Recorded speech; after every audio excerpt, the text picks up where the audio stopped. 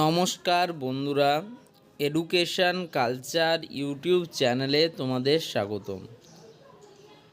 তো আজকের এই ভিডিওতে মূলত আমি চয়েস ফিলিং বিষয়ে তোমাদের সাথে কিছু কথা শেয়ার করব।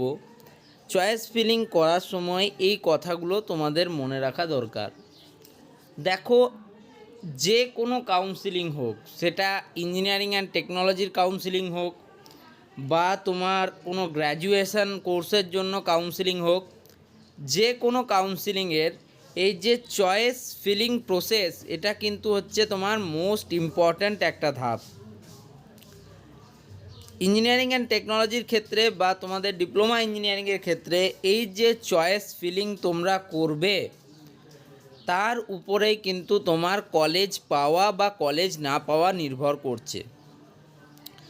দেখো, আমরা মেনলি যে কলেজগুলি রয়েছে, সেই কলেজগুলোকে দুটো ভাগে ভাগ করতে পারি চয়েস ফিলিংয়ের উপর ভিত্তি করে। কিছু কলেজকে আমরা রাখতে পারি লো কাট অফ র্যাঙ্ক কলেজেস, অর্থাৎ যে সমস্ত কলেজের র্যাঙ্ক কাট অফ সেটা লো যায়। আর কিছু হচ্ছে high cut off rank colleges, যার কিন্তু কাট অফ হাই যায়। যদি আমরা দেখি পশ্চিমবঙ্গের টপ পলিটেকনিক কলেজগুলির, মোটামুটিভাবে আমি ধরে নিচ্ছি তোমার APC Roy Polytechnic, Acharya Prafullachandra Roy Polytechnic, Birla Institute of Technology, Central Calcutta Polytechnic এবং এই মতো যে কলেজগুলি রয়েছে। এবং অন্যদিকে আমি ধরে নিচ্ছি বাবা সাহেব Ambedkar government polytechnic college, Memari government polytechnic college, Murari government polytechnic college ইত্যাদি। তো দেখো, এই যে মেমারি, মুরারি, এই যে কলেজগুলি রয়েছে, এই কলেজগুলির কাট অফ তোমার ধরো সিভিলের ক্ষেত্রে 20,000 30,000 পর্যন্ত গেল। অন্যদিকে আমি যদি শুধু এপিসি রয় পলিটেকনিক কলেজটার কথা আলোচনা করি, সেক্ষেত্রে এপিসি রয় পলিটেকনিক কলেজের কাট অফ সিভিলের গেল তোমার ধরো 4,000, লেটসে 6,000 বা 8,000। জেনারেলদের ক্ষেত্রে আমি বলছি, জেনারেল ক্যাটাগরি 8,000। একটা দেখো, একটা কলেজের কাট অফ 8,000 আর একটা কলেজের কাট অফ 30,000। এবার তোমার র্যাঙ্ক যদি 10,000 হয়, তাহলে তুমি কি করবে? তাহলে তোমার কোন কলেজ পাওয়ার প্রবাবিলিটি বেশি সেটা তোমাকে বুঝতে হবে। আর তোমার র্যাঙ্ক যদি 28,000 হয়, তাহলে তোমার কোন কলেজ পাওয়ার প্রবাবিলিটি বেশি সেটা তোমাকে কিন্তু বুঝতে হবে।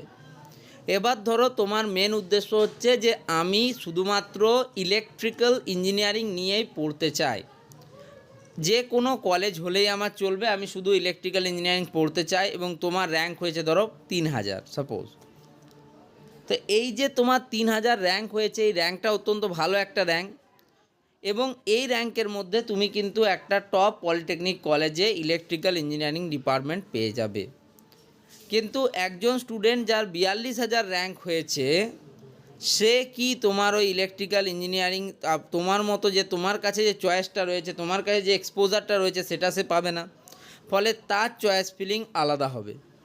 তাই আমি তোমাদের একটা কথা সবসময় বলি, এই যে চয়েস ফিলিং প্রসেস, এই প্রসেসটা তোমাদিকে খুব মন দিয়ে কিন্তু করতে হবে। এতে ছোট্টও ভুল করা যাবে না। তার কারণ দেখো, ভালো র্যাঙ্ক করা সত্ত্বেও তোমাদের ফার্স্ট ফেজ হয়ে গেছে, সেকেন্ড ফেজ হয়ে গেছে, অনেক স্টুডেন্ট কলেজ পায়নি। কেন পায়নি জানো? তারা ভেবে নিয়েছে যে আমার এপিসি রয় পলিটেকনিকেই কম্পিউটার সায়েন্স অ্যান্ড টেকনোলজি চাই। তো এরকম করলে হবে না। আর একটা জায়গা যেখানে স্টুডেন্টদের ভুল হয়েছে, তুমি নিজের বন্ধুদের মধ্যে জিজ্ঞেস করলে তারাও অনেকেই এই ভুলটি করেছে। তোমার হোম ডিস্ট্রিক্ট, অর্থাৎ তুমি যেখানে থাকো, এবং তোমার যে স্কুলিং ডিস্ট্রিক্ট, অর্থাৎ যে স্কুল থেকে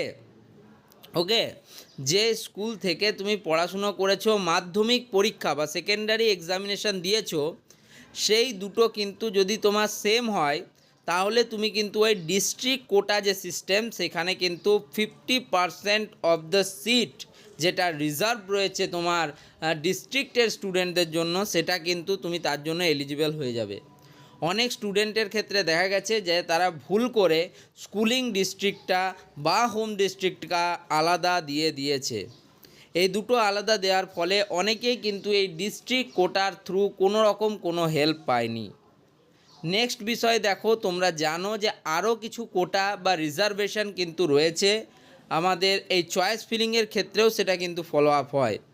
যেমন এসসি বা এসটি তাদের ক্ষেত্রে কিছু পরিমাণ সিট অলরেডি ভ্যাকেন্ট থাকে, যেমন 22% হচ্ছে এসসিদের ক্ষেত্রে, 8% হচ্ছে এসটিদের ক্ষেত্রে।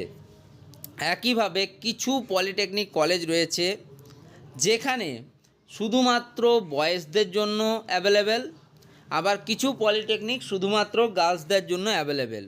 তো গার্লসদের জন্য এমন দুটো পলিটেকনিক কলেজের আমি নাম বলছি, একটা হচ্ছে ওমেন্স পলিটেকনিক কলকাতা এবং women's polytechnic Chandannagar.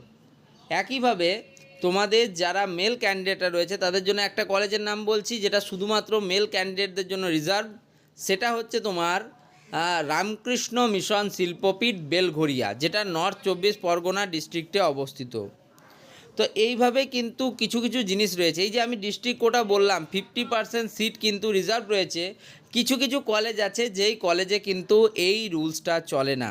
APC Roy polytechnic college তার মধ্যে একটি অন্যতম। তো এই যে জিনিসগুলো আমরা কোথা থেকে জানছি, তোমাকে কোথা থেকে আমি ইনফরমেশান দিচ্ছি, আমরা কি করি, ব্রাউচার যেগুলো রয়েছে তোমাদের জেক্সপো বুকলেটে, সেখান থেকে ভালো করে ইনফরমেশানগুলো রেডি করি, তারপরে তোমাদের সার্ভ করি। এবার দেখো চয়েস ফিলিং বিষয়ে আমি তোমাদের কিন্তু এখন ভিডিও দিচ্ছি।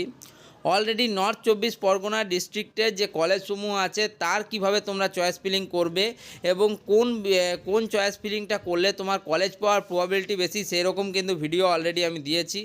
আশা করব অন্যান্য ডিস্ট্রিক্টেরগুলোও খুব তাড়াতাড়ি আমি আপলোড করে নেব, সেখান থেকে তোমরা দেখো এবং তোমরা কিন্তু অ্যাপ্লাই করো তোমাদের আপকামিং যে চয়েস ফিলিং প্রসেস যেটা শুরু হচ্ছে সেটাতে।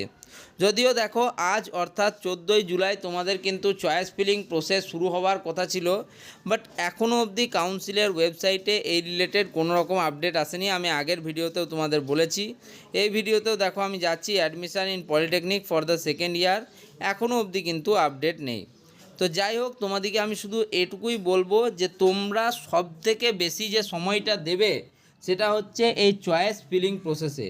তোমাদের দেখো যাদের র্যাঙ্ক 45,000 বা তার বেশি আছে, অর্থাৎ 45,502 বেশি আছে, যারা তোমাদের সেকেন্ড মেরিট লিস্টে স্থান পেয়েছো, তাদের কিন্তু র্যাঙ্ক যদি তুমি দেখো ওই 45,503 যদি তোমার র্যাঙ্ক দেখায়, তাহলে এই ফেজের জন্য তোমার মানে এই সেকেন্ড মেরিট লিস্টে তোমার র্যাঙ্ক কিন্তু 1। তোমার যদি 48,000 র্যাঙ্ক দেখায়, তাহলে এই ফেজের জন্য তোমার র্যাঙ্ক হচ্ছে তোমার 2,498 মতো। ওকে, তো এইভাবে তোমাকে কিন্তু বুঝতে হবে। আর দেখো যে কোনো মানে কারো কাছ থেকে শুনে কোনো কলেজ ভালো বা খারাপ এই মন্তব্য করার আগে বেশ খানিকক্ষণ কিন্তু কলেজটিকে একটু যাচাই করো। যতটা সম্ভব তোমার কাছে যতটা ইনফরমেশান পাওয়া সম্ভব সেখান থেকে তোমরা জোগাড় করো। আর যেখানে তোমাদের প্রবলেমের জায়গাগুলো একটু খোলাখুলিভাবে কমেন্টসে কিন্তু লেখো। তোমাদের অনেকের আমি বুঝতে পারছি সমস্যা হচ্ছে, তোমরা কমেন্ট করার চেষ্টা করছো বাট বুঝে উঠতে পারছো না যে আমাকে কি কমেন্ট করবে। ঠিক আছে, তার জন্য বলবো তোমাদেরকে তোমরা কমেন্ট করো, কমেন্টটার কি সমস্যা আমি যদি না বুঝতে পারি আমি তোমাদের একটু বলবো, তোমরা আরও একটু খোলাখুলি লিখবে সেখানে, এবং এই চ্যানেলটিকে সাবস্ক্রাইব করে রাখো। দেখো বন্ধুরা, আজকে তোমরা কাউন্সিলিংয়ে কলেজ পেয়ে গেলে, চয়েস ফিলিংয়ে পেয়ে গেলে, এখানেই তোমার শেষ নয়। এর পরবর্তীকালে তোমার থ্রু আউট একটা জার্নি হবে। যেমন একটা জার্নি শেষ হলো অলরেডি 23-24 শিক্ষাবর্ষের যারা পাস আউট ক্যান্ডিডেটরা হলেন তাদের জার্নিটা শেষ হলো, এরকম তোমাদের জার্নি শুরু হচ্ছে 24-25 থেকে।